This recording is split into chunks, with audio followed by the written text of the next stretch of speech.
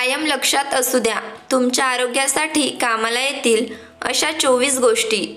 सुक्या कोथिंबीराच्या 3 ते 4 बिया चावून खाल्ल्याने उलटी येणे बंद होते. रोज एक सफरचंद खाल्ल्याने व्यक्ती आजारांपासून दूर राहतो. 1 कप पाण्यामध्ये 2 चमचे मध मिसळून पिल्याने जुनाट सर्दी बरी होते. जर तुमचे वजन वाढतच नसेल तर अक्रोड, केळी आणि सफरचंद यांचा शेक करून प्या, तर तुमचे वजन वाढू लागेल. साखरेच्या रुग्णांसाठी कच्ची गोबी खाणे खूप फायदेशीर आहे. कच्चा कांदा जेवणासोबत खाल्ल्याने रक्तदाब नियंत्रणात राहतो. स्ट्रॉबेरीचा रस पिल्याने रक्त स्वच्छ राहते.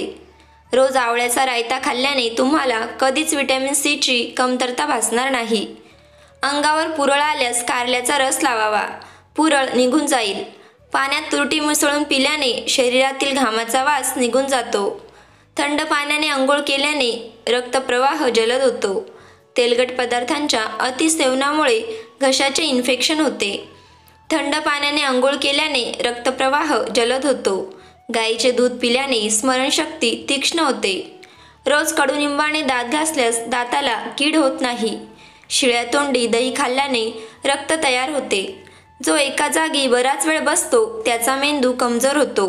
पोटात सूज येण्याची समस्या असेल तर शिळ्या तोंडी डाळिंब खावेत.